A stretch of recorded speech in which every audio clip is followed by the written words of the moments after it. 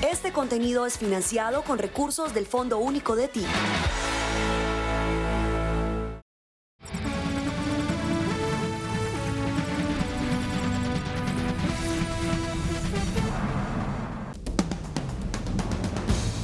La Asamblea Departamental declaró persona non grata a Iván Cepeda.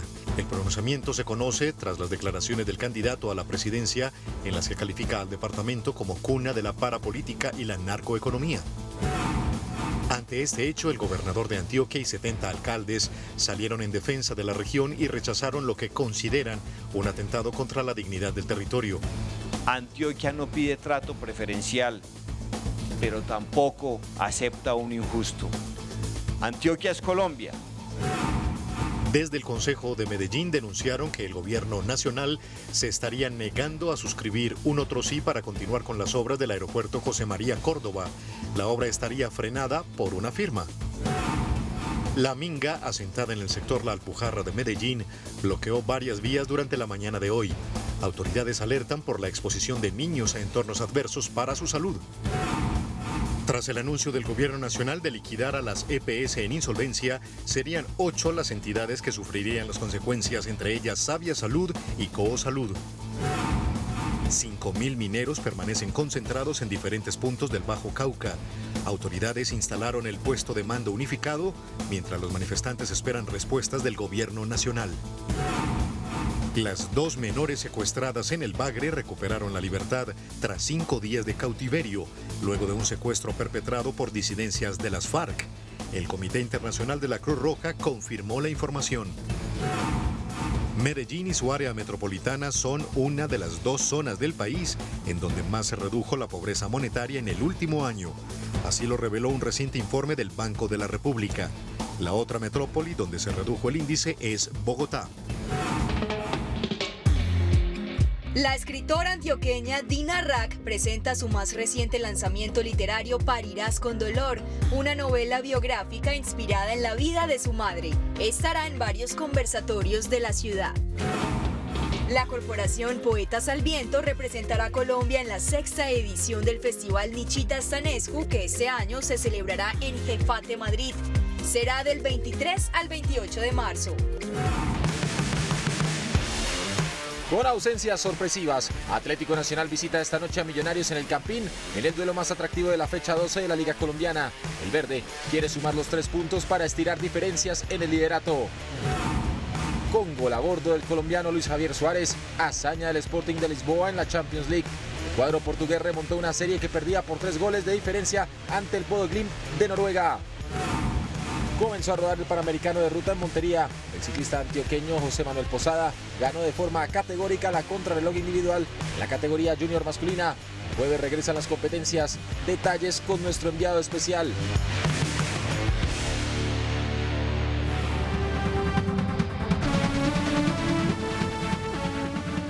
Bienvenidos a esta noche informativa en Teleantioquia Noticias de las 7 y mucha atención porque con 14 votos a favor, la Asamblea de Antioquia aprobó una proposición que declara persona non grata al senador y candidato presidencial Iván Cepeda. Esto en medio de las críticas por los señalamientos contra el departamento. Diputados que respaldaron la iniciativa señalaron que la decisión responde a lo que consideran ataques, estigmatización y afectaciones al buen nombre de Antioquia y sus habitantes en el actual contexto político. Acabamos de declarar a Cepeda, el heredero de Petro, persona no grata en Antioquia. Esto con el voto positivo de 14 diputados de este departamento, porque no vamos a permitir que este personaje siga maltratando, difamando y estigmatizando el buen nombre de los antioqueños. Hay que recordar que este gobierno, en 3 años y medio, lo único que ha hecho es gobernar de espaldas al progreso de Antioquia. Durante la sesión se cuestionó además la gestión del gobierno nacional frente al departamento, asegurando que en los últimos años no ha habido respaldo suficiente al desarrollo, las oportunidades y el progreso regional. Donde rechazamos las palabras de odio del candidato a la presidencia Iván Cepeda por el pacto histórico, donde asegura que Antioquia es la cuna de la parapolítica, donde asegura que Antioquia es la cuna de la narcoeconomía y el terrorismo de Estado. Los antioqueños somos todo lo contrario, somos personas trabajadoras, pujantes y con ganas de salir adelante. Por eso la mayoría de los diputados rechazamos estas palabras. Los promotores de la proposición hicieron un llamado a los antioqueños a defender la imagen del territorio, resaltando el orgullo de su identidad y reiterando que no permitirán nuevas descalificaciones contra la región. Entre tanto, el gobernador Andrés Julián Rendón Cardona y 70 alcaldes salieron en defensa de Antioquia, su historia, su gente, tras las tensiones generadas por la minga indígena en Medellín, el paro minero en el Bajo Cauca y las declaraciones del candidato presidencial Iván Cepeda. El gobernador Rendón aseguró que Antioquia asume con seriedad cada ataque. Junto a 70 alcaldes, defendió el departamento como una historia de trabajo, superación y aporte al país, donde los logros se construyen y no se heredan.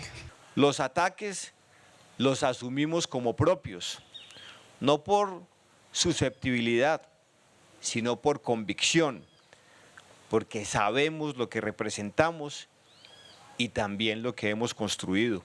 Los mandatarios advirtieron que los ataques no son contra un gobierno, sino contra millones de ciudadanos. Alcaldes de las 9 subregiones insistieron en proteger la imagen del departamento y soporte al país. Desde aquí lo que hemos mandado siempre es un mensaje de unidad, un mensaje donde Antioquia somos todos, donde Colombia somos todos, donde al país lo sacamos adelante desde las regiones. Porque somos un departamento comprometido con el desarrollo, somos un departamento que piensa en las políticas sociales, somos un departamento que defiende la institucionalidad y la democracia. De que Antioquia es uno de los departamentos que marca la pauta del desarrollo en nuestro país, y invito a los colombianos que apoyemos las acciones de Antioquia, sus instituciones y el respaldo masivo e infinito al señor gobernador y a su alcalde de Medellín. Los antioqueños hemos tenido momentos difíciles, claro está, y los tenemos que reconocer, pero no nos pueden estigmatizar por esos momentos y aún así, en medio de la adversidad, hemos sabido salir adelante y hoy tenemos un territorio que es digno de mostrar ante el mundo. En bloque reafirmaron su compromiso con la dignidad de los antioqueños, la institucionalidad y el desarrollo del territorio, destacando la resiliencia de su gente.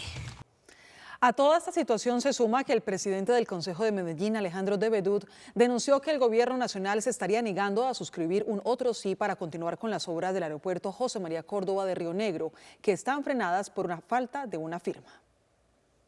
Por una firma que no se ha ejecutado, pero que está aprobada desde diciembre de 2025, las obras de ampliación y mantenimiento del aeropuerto de Río Negro no tienen avance.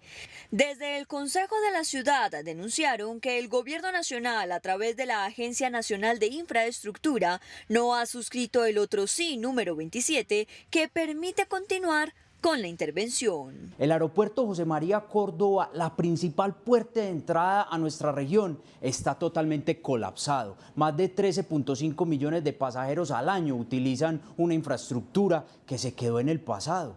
Según los denunciantes, existe un plan de choque de 397.000 millones de pesos financiado por el concesionario y solo faltaría la firma para las 14 intervenciones que hoy son urgentes. La pista no ha tenido un mantenimiento integral desde los últimos 40 años. No estamos hablando de un problema menor. Desde el Sistema Informativo de Teleantioquia buscamos la respuesta de la ANI y del Ministerio de Transporte, pero hasta el momento no se ha obtenido respuesta. Seguiremos esperando esa respuesta. La gobernación de Antioquia continúa las mesas de diálogo con comunidades indígenas asentadas en la Alpujarra y reiteró el llamado para que regresen a sus territorios mientras avanza la reactivación gradual de servicios en el centro administrativo. Por segundo día consecutivo, la Administración Departamental lidera espacios de concertación con delegaciones de San Pedro de Urabá y Mutatá, con acompañamiento institucional en los que buscan salidas a la situación actual.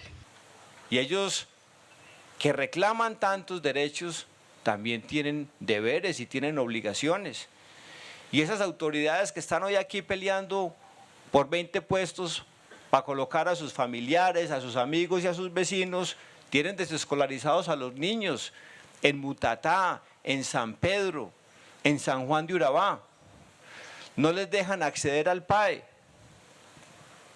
Y entonces, ayer me decían que yo los había puesto en riesgo. No, los que se ponen en riesgo son ellos mismos por dejarse instrumentalizar. En medio de este proceso, el gobierno anunció la reanudación progresiva de algunos servicios, iniciando con la expedición de pasaportes en la jornada de la tarde. Lo ideal es que las comunidades indígenas puedan retornar a su territorio. Son 500 personas, entre ellas hay 180 niños y niñas de la comunidad indígena. El gobernador lo ha pedido, nosotros también al ICBF, que garantice los derechos de los niños y niñas de la comunidad indígena que están acá. No vamos a cerrar ni coliseos, ni espacios deportivos, ni parques, porque sería negarle el servicio y espacios deportivos a niños, a jóvenes y adultos en la ciudad. El gobernador Andrés Julián Rendón insistió en la necesidad de avanzar en el diálogo y solicitó a las comunidades indígenas retornar a sus territorios, asegurando que la institucionalidad mantendrá abiertos los canales de concertación para dar continuidad a los compromisos adquiridos. En otros asuntos, en las últimas horas, el presidente Gustavo Petro anunció que las EPS que estén en quiebra deberán ser liquidadas. Lo paradójico es que las consecuencias las tendrían 8 entidades que actualmente están bajo el mando del gobierno nacional y que juntas reúnen 23 millones de afiliados. Estas son las EPS que hoy están intervenidas por la Superintendencia de Salud y serían las liquidadas, según las declaraciones del primer mandatario. La nueva EPS con 10,8 millones de afiliados, Cosalud con 3,2 millones, Famisanar con 2,9, Asmed Salud con 1,8 millones de afiliados, Emsanar con 1,7, Sabia Salud con 1,6 millones de usuarios, Servicio Occidental de Salud con 750,000 afiliados y Capresoca con 170,000, para un total de 23 millones de afiliados. Lo que entrevemos es que pretende seguir creciendo a nueva EPS, una EPS que se está cayendo a pedazos, que la Procuraduría determinó que es la responsable de la muerte de Kevin. Según los analistas, claro, el gobierno podría liquidar a las EPS, precisamente aseguran que para eso se hace el proceso de intervención cuando una entidad no viene funcionando. Sin embargo, es ahí donde se tiene que tener un plan de respaldo, dónde llegan esos pacientes cuando dejan de ser atendidos, qué EPS los va a recibir. Aseguran que como hoy está la situación en Colombia, lo más recomendable es que este proceso no se lleve a cabo. No puede ser una decisión de la noche a la mañana. Tiene que ser un proceso pensado, planeado, que exista un plan de contingencia que le permita a los usuarios que tienen tratamientos en curso poder continuar con estos tratamientos. Esta decisión se toma en el marco de una reforma a la salud que no logró salir victoriosa en el Congreso y también la reciente decisión del Tribunal Administrativo de Antioquia que suspendió el decreto 182 de 2026 que trasladaría a 2,6 millones de afiliados a entidades intervenidas. Vámonos al Bajo Cauca con otras noticias. En medio de una tensa calma por cierres viales que enfrentan el derecho a la protesta con la libre movilización, avanza el segundo día del paro minero en esta subregión antioqueña. El secretario de Seguridad del departamento advirtió que no se permitirán vías de hecho. Por lo menos 5.000 mineros permanecen concentrados en diferentes puntos del Bajo Cauca. El Coliseo Cubierto de Caucasia se mantiene como el principal punto de encuentro a la espera de respuestas del gobierno nacional. Desde el 25 de octubre de 2024, cuando se instaló una mesa de trabajo, no se han cumplido los protocolos que solicitan los mineros, advirtió el alcalde de Caucasia. Esperando la atención del gobierno nacional, que hoy ha sido una promesa y no se la ha cumplido a los mineros. Entonces están buscando eso, de que sean tenidos en cuenta y por supuesto no se siga quemando la maquinaria, que es lo que solicitan. Desde la gobernación de Antioquia instalaron el PMU y esperan que la población minera no recurra a vías de hecho que afecten la libre movilidad. De lo contrario, el secretario de Seguridad advirtió que solicitará la actuación de la fuerza pública con contundencia una vez se agoten los diálogos. La policía debe esperar que los gestores de convivencia, que los personeros agoten ese diálogo y si ellos no abren la vía, pues nos toca intervenir y abrirla por la fuerza. Las autoridades solicitaron a los manifestantes de la población minera no usar elementos como pólvora, que ya dejó una persona lesionada en ambas manos durante el inicio de las manifestaciones. 7 de la noche, 14 minutos. Hablemos de las fuertes precipitaciones registradas en la tarde de este martes en el sur del Valle de Aburrá, que dejaron varias afectaciones, muchas de ellas en la movilidad. Las autoridades de Medellín reportaron un aumento significativo en el nivel de la quebrada La Presidenta en el barrio El Poblado, lo que llevó a declarar alerta roja en la zona. Las lluvias continuaron con intensidad y obligaron al cierre de la glorieta de Monterrey debido a las inundaciones registradas en el sector. Organismos de gestión del riesgo y atención de emergencia realizan un monitoreo constante de los afluentes y evalúan los posibles daños provocados por estas lluvias. Tarde muy difícil en la movilidad en Medellín. También en las últimas horas recapturaron a 3 de las 9 personas que se fugaron este lunes de la cárcel del municipio de Titiribí, suroeste antioqueño. Por el momento, las autoridades no han entregado detalles sobre la fuga. Destacar y agradecer la pronta reacción de la institucionalidad, de las fuerzas militares y de policía, que a raíz del impasse que tuvimos ayer con la fuga de sindicados, hoy se logra un importante resultado con la recaptura de 3 de ellos y se continúa tras la pista de los demás. Y mucha atención porque las niñas secuestradas en el Bagre recuperaron la libertad tras 5 días de cautiverio, luego de un secuestro cometido por las disidencias de las FARC en zona rural de este municipio del Bajo Cauca antioqueño. El Comité Internacional de la Cruz Roja confirmó esta información. La entrega de las menores María Ana y Yoser Alexandra Yáñez Hernández, de 14 y 15 años, se realizó al Comité Internacional de la Cruz Roja en la vereda Minanueva, zona rural de Remedios. La disidencia de las FARC las acusó de ser informantes del Clan del Golfo. Confirmamos que participamos en una operación humanitaria en zona rural de Antioquia, en la que recibimos a 2 personas de parte del Frente 4 del Estado Mayor de los Bloques y frentes de las antiguas FARC-EP, no acogidas al Acuerdo de Paz de 2016. Según la información de la entidad, la gestión se desarrolló en terreno y permitió garantizar su liberación sin enfrentamientos. Allí, personal de la Cruz Roja colombiana asumió su cuidado y activó protocolos de atención inmediata para verificar su estado de salud. Al culminar la liberación, estas personas fueron trasladadas en un vehículo del 6CR a otra zona de la región para llevarlas a un entorno seguro y buscar su reunificación familiar. Cabe recordar que las menores quedaron en medio de una confrontación armada entre el Clan del Golfo y el Frente 4 de las disidencias de las FARC, registrada entre el 11 y el 12 de marzo en el corregimiento de Puerto López, zona rural del Bagre, que dejó 2 personas fallecidas. Las autoridades investigan un extraño caso de homicidio en el barrio San Pablo de la Comuna Popular en la ciudad de Medellín. El hecho inicialmente fue reportado como un incendio en una vivienda. Sin embargo, al controlar las llamas, vecinos del sector hallaron el cadáver de una mujer en la residencia. Cuando la conflagración estaba iniciando, un hombre salió de esa casa y nunca más volvió. Sobre las 4 de la madrugada, una explosión despertó a los vecinos de la zona, que salieron a indagar y se encontraron con la vivienda en llamas. De ella salía un hombre que al parecer vivía en la casa junto a la víctima mortal y del que hasta ahora no se sabe de su paradero.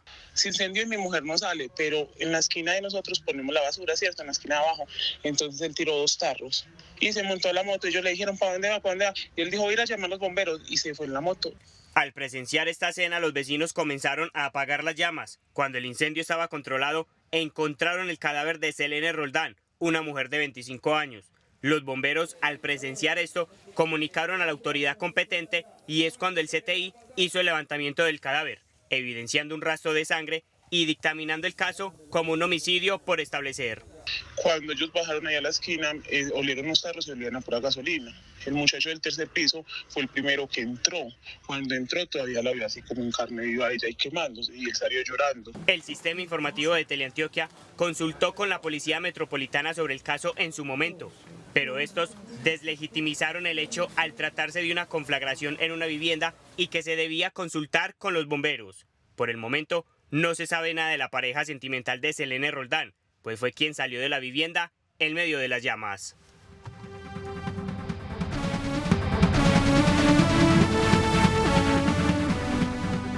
Continuamos con más de Teleantioquia Noticias. Por medio de una alerta emitida por Marshals Service, funcionarios de Migración Colombia iniciaron un operativo para dar con la ubicación de un ciudadano estadounidense requerido por su país por diferentes delitos. Linda, fue así como el hombre fue localizado en Medellín y durante el proceso de expulsión, el extranjero intentó sobornar a los funcionarios con el pago de $5.000 para que le permitieran escaparse. El sistema informativo de Teleantioquia logró contactar a uno de los funcionarios. El ciudadano estadounidense se escondía en un hostal del sector del Poblado donde funcionarios lo localizaron. El hombre contrató un transporte informal para evadir los controles migratorios. En medio de la verificación, el extranjero le ofreció a Luis, funcionario de migración, una suma considerable en dólares para que lo dejara escapar. Y en camino hacia el centro facilitador fue que mencionó que si le permitíamos evadirse pues de las autoridades y ofreció una suma de $5.000 para tal fin. Luego del ofrecimiento, los oficiales le recordaron que sobornar a las autoridades era un delito, por lo que el estadounidense optó por guardar silencio. Esta persona era requerida por delitos de fabricación y distribución de drogas sintéticas y homicidio culposo. En medio de su traslado al aeropuerto para su expulsión, intentó sobornar nuevamente a los funcionarios. Ya se le acercó a mi compañero y le ofreció también una suma aún más grande. Dijo que podía pagar 3 o 4 veces la cantidad que nos pagaban a nosotros por la comisión a Estados Unidos y que simplemente le diéramos una ventana de 20 minutos para él comprar un vuelo y dirigirse hacia otro país. Pero fueron más de 20 minutos que duró ese viaje, donde fue recibido por personal del FBI en Miami, que lo trasladaron al estado de Colorado, donde será condenado. Pero es bueno que todo esto se sepa en los medios para que se den cuenta que los buenos somos más. Entre los delitos que afectan a los menores de edad e incluso causan daños irreparables en sus vidas están los delitos sexuales. Uno de ellos es el tráfico de material de abuso sexual infantil o pornografía infantil. Las autoridades desplegaron una ofensiva para atacar este delito desde los ecosistemas digitales con el cierre de cientos de páginas web donde se difunde este contenido. El Centro Cibernético de la Policía Nacional ha bloqueado 301 páginas con material de abuso sexual infantil durante el 2026 a nivel nacional. De acuerdo con las denuncias registradas, Antioquia es el segundo departamento del país con mayores reportes por este delito. Está la familia consciente de qué puede pasar ahí, porque yo siempre escucho que me dicen, yo sé qué tipo de hija tengo, qué tipo de hijo tengo, pero es que usted lo que no sabe es quién está detrás de la pantalla y está con este delito que es el grooming, que está fingiendo ser un par de su hijo o su hija, cuando en realidad es un pedófilo o una red de pedófilos. Aunque los ciberdelincuentes crean plataformas y redes sociales para captar a los menores, las autoridades reportan que en Antioquia van 30 denuncias por difusión de material sexual con menores de edad en sitios web clandestinos. Hoy tenemos 320 investigadores capacitados que nos va a permitir fortalecer estos procesos investigativos, pero que además vienen acompañados de unos peritos forenses, de unos psicólogos que serán fundamentales para lograr la restitución de los derechos. De acuerdo con las cifras recientes, en Antioquia, desde el 2025 a la fecha, se han reportado 53 capturas por este delito. Vamos ahora al norte de Antioquia. En las últimas horas, las autoridades desarrollaron un operativo en zona rural del municipio de Briceño contra alias Primo Gay, cabecilla del Frente 36 de las disidencias de las FARC, al mando de alias Calarcá. Aunque el balance de la operación no se ha divulgado de manera preliminar, se conoció que esta fue ejecutada en la vereda palestina y que habría sido capturada una mujer, quien sería la pareja sentimental de alias Primo Gay, y un hombre que se presume sería un escolta. El cabecilla de esta estructura habría logrado huir del cerco de las autoridades en medio de los combates que se presentaron durante el operativo.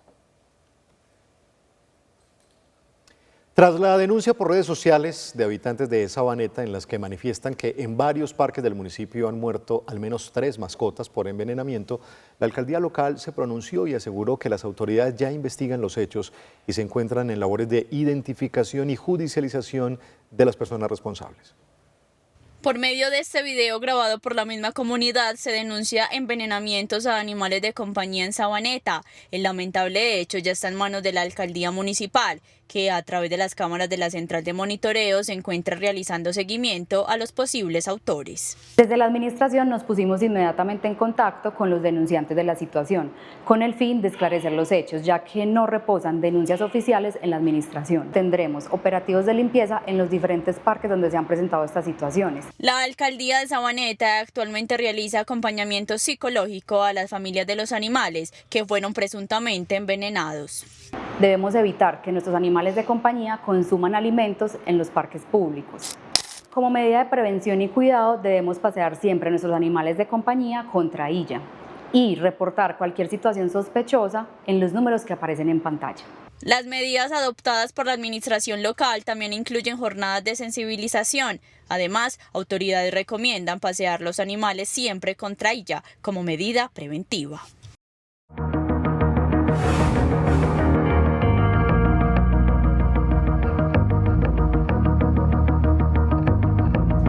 En 82 de los 125 municipios de Antioquia avanza el proceso de escrutinio que, según el Consejo Nacional Electoral, registra pocas reclamaciones y mantiene resultados cercanos al preconteo. Las autoridades electorales destacaron que el proceso se desarrolla con normalidad y transparencia, sin variaciones significativas en las cifras preliminares reportadas el día de las elecciones. Esto ha permitido mayor agilidad en la consolidación de resultados para Senado y Cámara de Representantes. Conforme nos informa la registraduría, en la actualidad ya se han escrutado 82 municipios de los 125 municipios del departamento, un avance superior al 65% sin ninguna novedad. De acuerdo con el cronograma, se espera que el escrutinio finalice el próximo jueves, lo que dará paso a la entrega oficial de credenciales a los candidatos electos. Este procedimiento formaliza su elección y les permite asumir sus curules en el Congreso. Sí se han presentado reclamaciones que se atenden de manera oportuna. Por cada municipio se da un plazo de 10 minutos para que se presenten las reclamaciones necesarias, pero yo diría que en general los resultados continúan como se planteó en el preconteo. El bajo número de reclamaciones ha sido clave para el avance del proceso, reflejando confianza en la jornada electoral.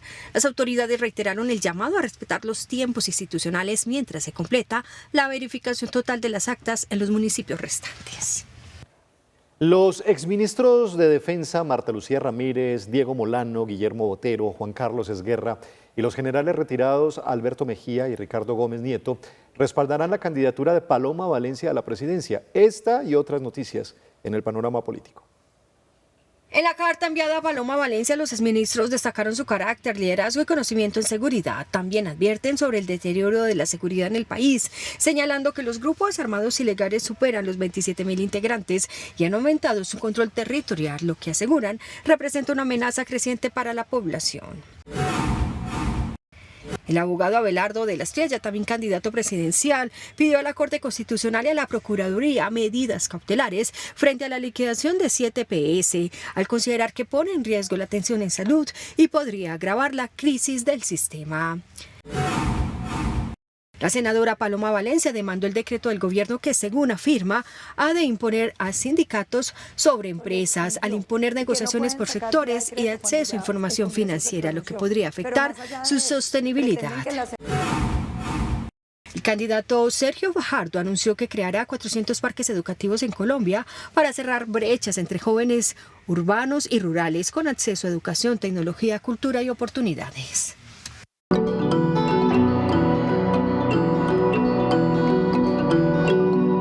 Medellín y su área metropolitana son una de las dos zonas del país en donde más se redujo la pobreza monetaria en el último año. Así lo reveló un reciente informe del Banco de la República. La otra metrópoli donde se redujo el índice fue Bogotá. De acuerdo con el reporte del Banco Central, la reducción de la pobreza monetaria fue impulsada principalmente por zonas urbanas, entre las que se destacaron Bogotá y Medellín, con una contribución conjunta del 32%. La economía, digamos, no está atravesando una estabilidad macroeconómica, la inflación continúa por fuera del rango meta, ideal que vuelva nuevamente a recuperar el camino del rango meta, entre el 2 y el 4%.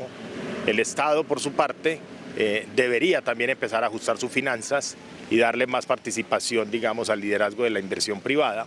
El informe del Banco de la República explicó que este indicador se redujo del 43,1% al 31,8% debido a la recuperación y mayor dinamismo del mercado laboral. Bastante preocupante en términos de lograr el ajuste de la inflación al rango meta, que el incremento del salario mínimo sea significativo. Los componentes del ingreso per cápita que incidieron con mayor fuerza en la caída de la pobreza monetaria en el periodo pospandemia fueron el mercado laboral informal y los ingresos de los trabajadores informales. En el mes de enero de este año se registraron 2,56 millones de jóvenes que no estudian ni trabajan en el territorio nacional. En Antioquia la cifra está en poco más de 80.000 personas entre los 15 y 28 años que viven en esta condición.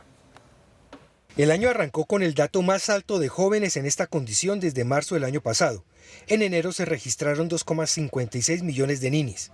Principalmente focalizado en una caída del empleo del comercio que destruyó 149.000 puestos, alojamiento y servicios de comida que destruyó 109.000 puestos de empleos frente a un año atrás, servicios públicos con 69.000 y actividades artísticas con 41.000. Al analizar el reporte del DANE, se puede concluir que la proporción de ninis sobre el total de jóvenes entre 15 y 28 años sigue siendo de 2 por cada 10 jóvenes, lo que equivale al 23,2% de este rango de edad. En términos de informalidad, seguimos viendo que la tasa de informalidad ronda los 55%, es decir, 55% de las personas empleadas lo hacen bajo la informalidad. Los datos más recientes evidencian que, del total de ninis, 15,6% son mujeres que equivalen a 1,71 millones de personas del sexo femenino en esta condición, y 7,7% de hombres, que equivale a 0,84 millones de personas del sexo masculino en esta condición. Con el impuesto al patrimonio decretado por el gobierno Petro, las compañías extranjeras con operación en el territorio nacional tendrán una carga impositiva de hasta 90%. La ola de medidas tributarias presentada por el gobierno ya no solo impactará a las empresas colombianas, sino que también incluye como contribuyentes del impuesto al patrimonio a las sucursales y establecimientos permanentes de empresas extranjeras. Además, las sociedades extranjeras también deberán pagar este gravamen cuando posean un patrimonio líquido igual o superior a 200.000 VT al 31 de marzo de este año, es decir, unos 10.474 millones de pesos. El Comité Intergremial de Energía alertó sobre la crítica situación financiera que amenaza la operación de empresas de energía eléctrica y gas por las altas deudas del gobierno Petro con este sector. El comité, integrado por los gremios Andesco, Acolgen, Andej, Ascodis, Naturgas y Ser Colombia, advierte que además la serie de medidas fiscales recientes está comprometiendo la liquidez y operación de las empresas de energía y gas en Colombia. Este sector enfrenta presiones financieras por deudas del gobierno que asciende a los 9,2 billones de pesos y que generan una restricción severa de liquidez, limitando la capacidad de las empresas para operar, mantener infraestructura y ejecutar inversiones críticas para garantizar la continuidad y la calidad del servicio. Este hueco financiero para las compañías viene en un momento y en un contexto crítico para el sector del gas, donde hemos perdido autosuficiencia, donde la presión sobre el abastecimiento es diaria y ahora ahondar en un hueco en materia financiera pues aún genera mayor presión en el sector. Arranca a coleccionar camioncitos Colanta. Presenta en Mercolanta 3 sellos de leche Colanta marcados con la promoción más 5.900 pesos. Términos y condiciones en colanta.com. La jornada de hoy fue en términos generales de alzas en las cotizaciones de los commodities, también del euro en los mercados internacionales. A esta hora, 7:34, los invito para que revisemos los indicadores económicos. Nuestra fuente sectorial, portal de información económica, y en esta página de las monedas extranjeras vemos cómo el dólar se ubica para mañana, su tasa oficial en 3.689 pesos, una mínima variación del 0,05%, 2 pesos. El euro subía un 0,11% y también después de la volatilidad del día, 4.260. Esa es su tasa oficial para mañana miércoles. ¿Qué ocurrió con las materias primas en los mercados internacionales? Bien, pasemos la página a los commodities. El petróleo por encima de los $102, exactamente con 95 centavos, sube 2,73% tras nuevas tensiones en el Medio Oriente. Estos futuros de esa referencia Brent especialmente vuelven a subir tras conocerse de nuevos ataques a la infraestructura energética en la región, reportes de que Israel habría abatido a altos funcionarios iraníes. ¿Qué ocurrió con el café colombiano en Wall Street? Subía a $2.94, un 0,68%, y finalmente les contamos que el oro, la onza Troy, hoy permaneció estable en $5.007 la onza.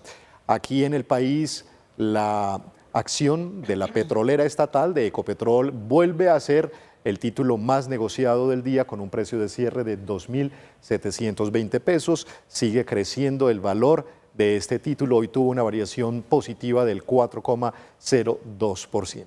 Es todo en la revisión a los indicadores económicos. Hagamos una pausa, ya regresamos con más aquí en Teleantioquia Noticias, 7 p.m. emisión central.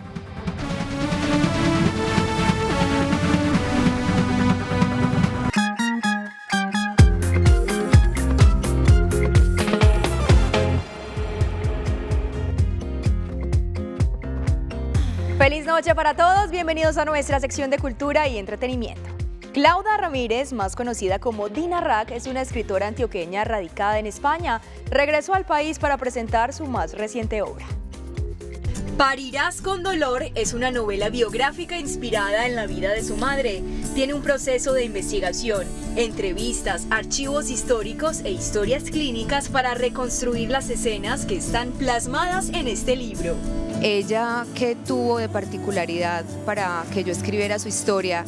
Ella parió a 13 hijos, tuvo 5 pérdidas y también tuvo temas de enfermedad mental. Ella estuvo ingresada, o sea, estuvo interna en el antiguo manicomio y en el Hospital Mental de Antioquia. En esta historia muestra su resiliencia y cómo el amor a sus hijos la rescató de los problemas.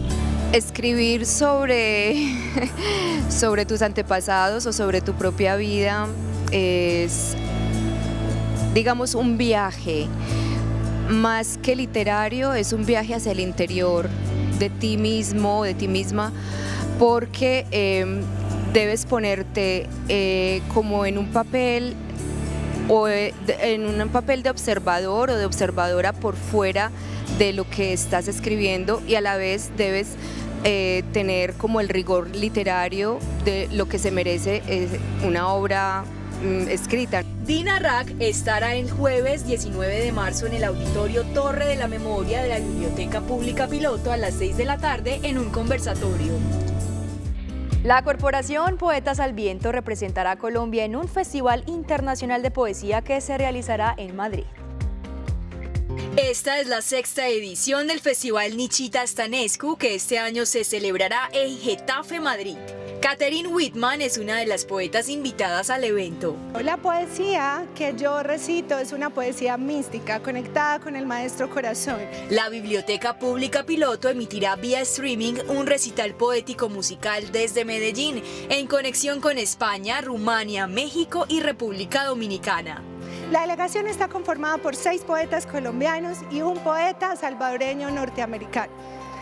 Nuestra participación poética literaria dejará en alto la imagen cultural de Colombia, de nuestro país. Carlos Valle, Teresa Naranjo, Alfredo Otero, también estará José Bedoya, también estará con nosotros Orlando Galeano y el poeta salvadoreño norteamericano Oscar René Benítez. El festival será del 23 al 28 de marzo. El municipio de San Luis presenta el estreno del documental San Luis, la resistencia después de la guerra, una producción que busca dignificar a las víctimas del conflicto armado y resignificar la historia del territorio. El audiovisual presentado por la Unidad para las Víctimas se consolida como una herramienta de memoria histórica con sentido reparador en el oriente antioqueño. San Luis ha salido de las cenizas, ha renacido y ha trascendido para la construcción de un buen territorio sanluisano y antioqueño. Entonces, hoy somos un pueblo en proyección, pero no queremos volver a esa época atrás, en esa época que nos tocó vivir de manera tan difícil todos los sanluisanos. No queremos volver a habitar esas épocas, no queremos que nuestros niños crezcan viendo los bombardeos, los conflictos armados, las confrontaciones. A través de sus imágenes se construye un relato que exalta la esperanza, la dignidad y la capacidad de resiliencia de los habitantes. Tenemos que orientar a nuestros niños, acompañarlos, guiarlos y por supuesto que reconocer que tuvimos una guerra, que nos tocó vivirla, que nos aporrió bastante, pero pasar esa página y seguir adelante, eso es lo que queremos con nuestros niños. Uno de los elementos centrales de la producción es el protagonismo de quienes vivieron el conflicto. Sus testimonios evidencian el dolor, pero también la fortaleza con la que han logrado reconstruir el tejido social, honrando la memoria de las personas asesinadas y desaparecidas. Las novedades musicales de la semana llegan con sonidos que recorren el pop latino y el género urbano, con artistas que presentan nuevos proyectos. Y hasta aquí nuestra sección de cultura y entretenimiento. Feliz noche para todos. Ozuna presentó su nuevo sencillo Una Aventura, una propuesta de reggaetón que remite a la esencia de sus primeros años en la industria. La canción narra la historia de esos amores imposibles que surgen de una conexión inmediata pero que no pueden concretarse.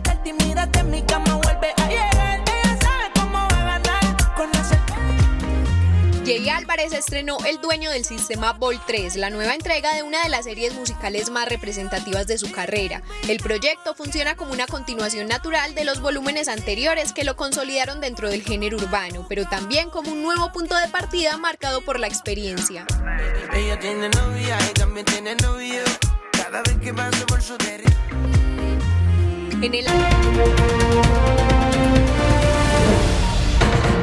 La Organización de las Naciones Unidas manifestó preocupación por lo que llama torturas que estarían ejerciendo contra los presos políticos en Venezuela. Diferentes gremios aseguran que al menos 508 personas entre militares y extranjeros aún se mantienen privadas de la libertad. Por eso el organismo solicitó liberar de forma inmediata a todos los reclusos. Más información en el siguiente Panorama Internacional. Al menos 400 personas han fallecido y otras 250 se encuentran heridas tras un bombardeo aéreo de Pakistán contra un hospital de rehabilitación en Kabul. Así lo informó el gobierno afgano. Los talibanes agregaron que la ofensiva se efectuó hacia las 9 de la noche hora local, mientras los pacientes dormían. Tras el ataque no se descarta una respuesta directa.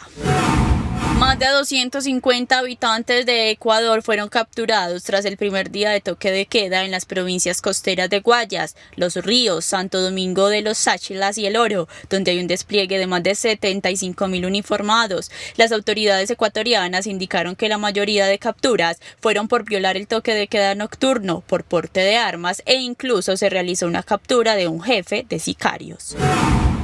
Tras la captura del narcotraficante uruguayo Sebastián Marcet en Bolivia, el gobierno boliviano informó la incautación de 16 aeronaves, 5 viviendas y armamento de guerra. El hombre de 34 años era considerado como uno de los principales narcotraficantes en el sur del continente, puntualmente en Venezuela, Brasil y Paraguay. Marcet ya fue extraditado a Estados Unidos. 7 de la noche, 45 minutos. Carlos Ignacio, eso quiere decir que es momento de darle paso a toda la información de Teleantioquia Deportes. Entre las buenas noticias, el buen día que tuvieron hoy los futbolistas en la Champions League colombianos. Sí. Felipe, Yamir, ¿qué tal? Muy buenas noches. ¿Cuáles fueron esas buenas nuevas? Muy buenas nuevas, compañeros televidentes, por lo que fue la actuación de Luis Javier Suárez con el equipo de Sporting de Lisboa. Protagonizaron la remontada del día en la Champions League ante su rival noruego. Y mucho más, ¿no, Yamil? Felipe, buenas noches. Estos son los 3 temas destacados en Teleantioquia Deportes. Estaremos hablando de la formación titular de Atlético Nacional, que ya está confirmada para el juego de esta noche frente a Millonarios, en juego correspondiente a la fecha 12 de la Liga Colombiana. Repaso de la Champions League, entonces, con el paso por parte de Sporting de Lisboa a una nueva fase de la Liga de Campeones, además del Real Madrid, que no tuvo inconvenientes ante el Manchester City. Y también hablaremos de la medalla de oro conseguida por el ciclista antioqueño José Manuel Posada en los campeonatos panamericanos de ruta que hoy comenzaron en Montería. Ya estamos listos, ya viene Teleantioquia Deportes.